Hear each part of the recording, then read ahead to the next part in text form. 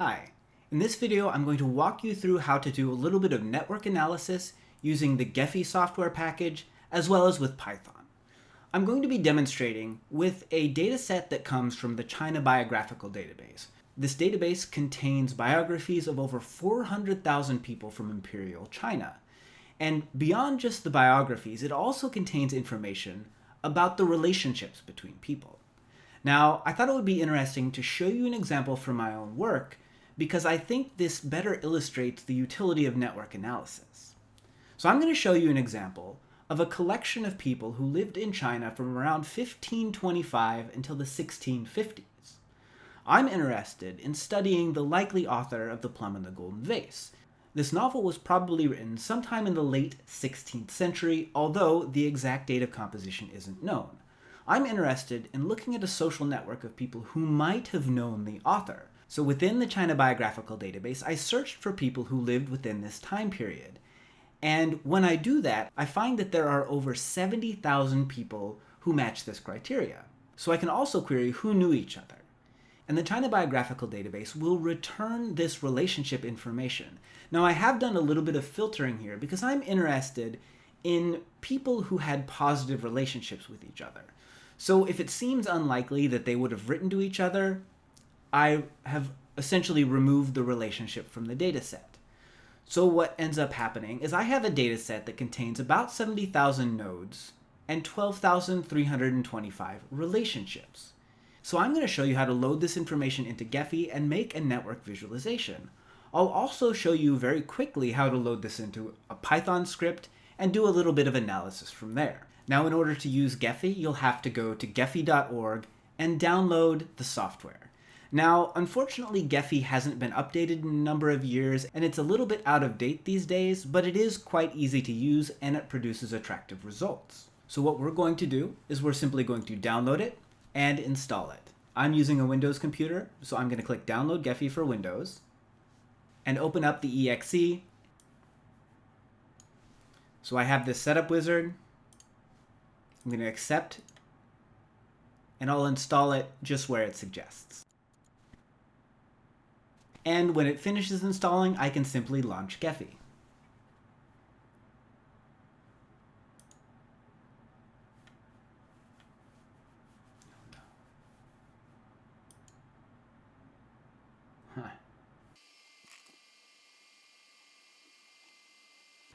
Now, when you install Gephi, you might run into an issue that it can't find your Java installation, so there is a workaround for this. So if I go into my File Explorer, and I look in Program Files, and go into Gephi, inside the etc folder, there is a gephi.configuration file. I'm going to open this with Visual Studio Code, and I'm going to tell it here on line 11 where my Java development kit lives. And in my case, I can find this by going into my program files, looking for my Java installation, and this is it right here. Now I can go in here and just grab one of these, get the properties, and copy and paste this right here. So I'll save this, and now I should be able to launch Gephi. And after you look at a little splash screen that shows that this is loading, which for me was showing up on a different monitor, you'll get this welcome message. Now, because we're starting a new project, I'm going to click on New Project. Now, this gives me my standard workspace in Gephi. I have an overview, which will show me my network. I have a data laboratory, which is where I'm going to work with the data, and then I'll have a preview for possibly outputting this as a PDF. So I'm just going to click on Data Laboratory, and it's going to open up this new window, which is a data table. It has a lot of different options here, but I have nodes, edges, configuration. I can manually add nodes by clicking Add Node and typing things in, or I can import them with a spreadsheet. So I'm on nodes. I'm going to import all of these people into Gephi. So I'll click Import Spreadsheet, and it will open up a new window, and I know that I saved my datasets here in Network Analysis, and I'm going to click on nodes.tsv, and I'll open it up. and it will detect some information about my file. It can tell that it's a nodes table separated by tabs, and it's using the UTF-8 character set. Or at the very least, this is the default. So now all I need to do is click Next, and it will let me select the data types for all of my columns, and these are all fine, and I'll click Finish. It will import all 72,340 people, and I'll go ahead and add this to a new workspace, and I'll click OK. So now we have all of these people who have been added to my data laboratory. Now I have these nodes loaded in. If I click on Overview, we can actually see that all of these nodes are randomly dispersed across the network. It's extremely dense because there are so many people. But I want to specify what the relationships between these people are. So I'll import another spreadsheet, only this time I'm going to click on the Edges table. I'll import the spreadsheet. The same dialog box opens. I'll click on the Edges dataset. I'll open it. I'll make sure everything looks fine. I'll click Next, and I'll finish. And now it'll let me tell it how to handle parallel edges. That is, if two people are connected by more than one edge, how do I want to handle these relationships? Because Gephi doesn't like having multiple edges between things. So I'm just going to sum them up, and I'll go ahead and append them to my existing workspace. So I'll click OK. And now this links all of these people based on their source and their target IDs. So you'll note that Chunjiru here, 10879, has a relationship with 33843, who happens to be Lu Shusheng. Okay? So now when I go back to my overview, I in fact have a bunch of nodes here that are connected with each other. And we can see that I have 11,698 edges that are connecting 72,340 nodes. I can use my mouse scroll wheel to zoom in, and we can see that these are extremely densely packed, so we can't really see too much information about them. I want to reconfigure their spatial relationships to try to get a better sense of the structure of this network. So what I'm going to do is I'm going to go over to my layout box here in the bottom left, and I'm going to click Choose Layout, and I'm going to click Force Atlas. And I'm going to run this with its default settings so you can see what this looks like. And we can see this network exploding based on these shared relationships. It's a little bit slow because it is a very big network. So I'll go ahead and stop this, and I'll zoom out, and we can see that the network looks like this. We have a bunch of nodes on the outer perimeter here that have no relationship with the other nodes. They're just kind of disconnected. They don't have those positive relationships that I had queried for. So there are some interesting things we can start to do here. We can start to filter this network to get rid of the things that we don't necessarily want to see. So for example, I might want to hide these nodes that have no edges, right? So if a node doesn't have any edges in a network, it is of degree 0. So I might want to hide these nodes that don't have any relationships with any other nodes. To do that, I need to do some calculations. The first thing I'll do is I'm going to click on this Statistics tab. I can actually run a lot of metrics on this network to get a sense of its structure. If I want to get rid of all of these 0-degree nodes, I need to figure out which nodes are of 0 degrees. So what I'll do is I'm just going to go ahead and run average degree. And so this will calculate the average degree, and it will also figure out all of the nodes, degrees, in degrees, and out degrees. So I'll close this. And now that I've run that, I can use the information on degree to filter my network. So I'm going to come back over here to filters. So what I want to do is I want to go into topology. I want to grab the degree range. And then what I can do is I can actually specify the degree of the nodes that I want to visualize. I can use this slider to select what the minimum degree is. So I want to, in this case, set it to 1. Then if I click filter, you see that all of those nodes that didn't have any connections have disappeared.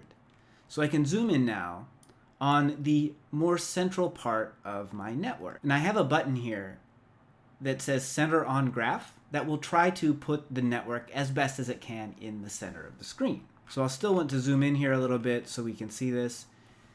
And so that's really the first step, but I also want to learn a bit more information about this network.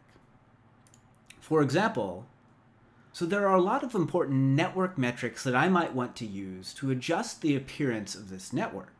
I might want to use betweenness centrality, that is, how often does a node fall on the shortest path between other nodes. I might want to use closeness centrality, which is how close is the node to all the other nodes along connections in the network. Or I might simply want to know the network diameter, that is, how far is it across the network from the most distant nodes to each other. To get this information, in statistics, I want to click on network diameter and run. It'll allow me to run it either as a directed or an undirected network. I'll click OK. And this will go ahead and calculate the betweenness centrality distribution, the closeness centrality distribution, and a few other pieces of information. So I'll close this, and we can see that the network diameter is 17. That is, it takes 17 moves across the network to get from the most distant point to the other most distant connected point. Now that I have this information, if I go over into my data laboratory, we can actually see that it now includes information about in degree, out degree, degree, eccentricity, closeness centrality, and so on. So this is a lot of very useful information. So if I come back to my overview, I'm going to take advantage of this, and I'm going to adjust my network. And I can adjust the visual appearance of my network in this box on the upper left-hand side that says appearance. So I can click on my nodes or my edges.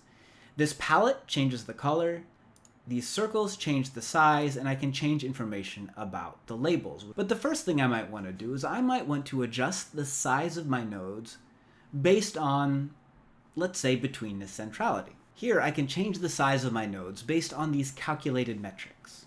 So if I go into ranking, because I ran those metrics, I can choose from the things it calculated. One of them is betweenness centrality. Now, by default, the node size is 10, so maybe I'm going to set the ranking from maybe 10 up to maybe 150, just so we can kind of clearly see it. And I'm going to click Apply. And so you can see the size of my nodes has changed. I can zoom in a little bit. Now, if I right-click and drag my mouse, I can adjust where where the graph appears. But it's still a little hard to see what's going on. So maybe I'm going to change the color of my nodes, and I'll go ahead and go into ranking and maybe set it to the degree of the node.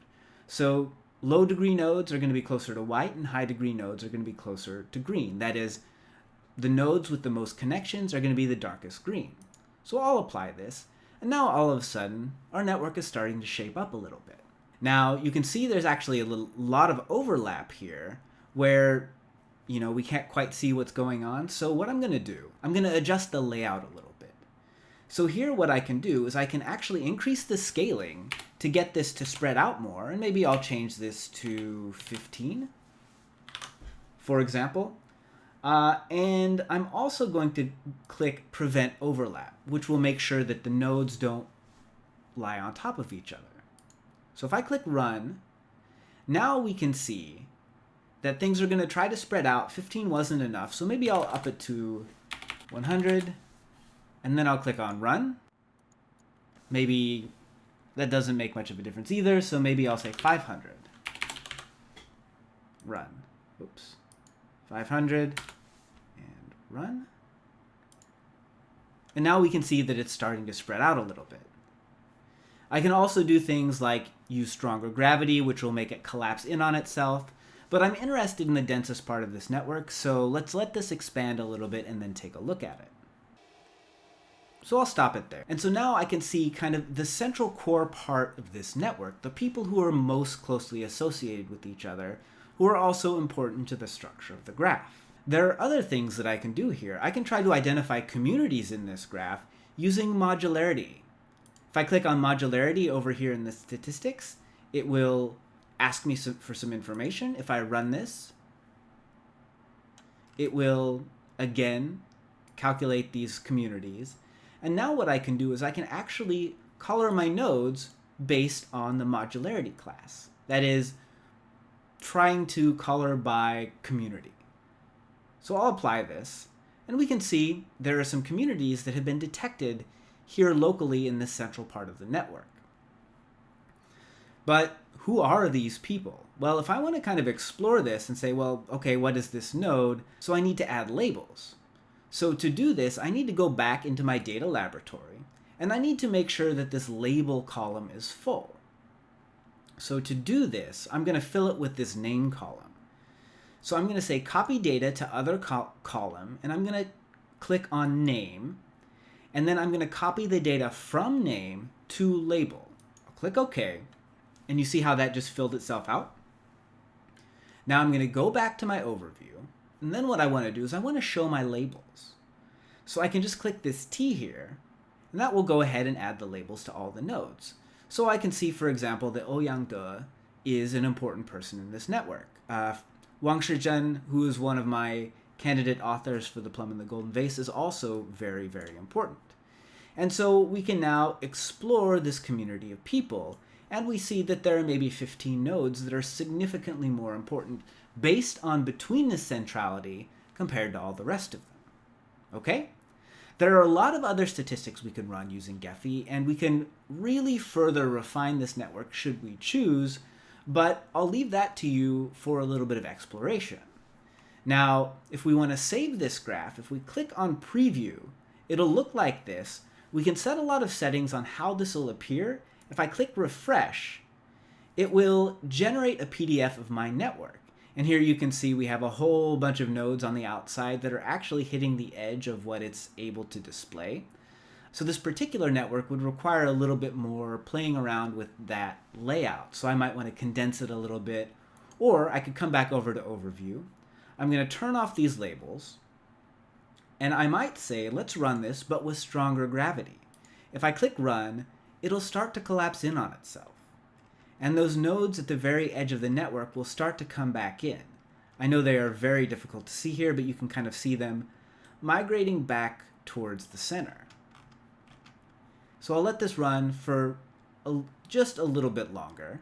I'll stop this, and I'll come to my preview, and if I refresh it, we can see that it's reforming a little bit. Now I might want to reduce the scaling a bit, maybe come back down towards 400, and click Run, and now it'll come in a little bit faster.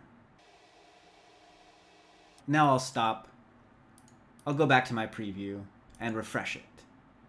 We can still see these edges here, but now we see the central part of the network is a little bit more dense. So there's a lot we could do. We could try to filter these nodes out, but for the moment, I'll go ahead and leave that to you to play around with the appearance of this network, or of a network that you play around with.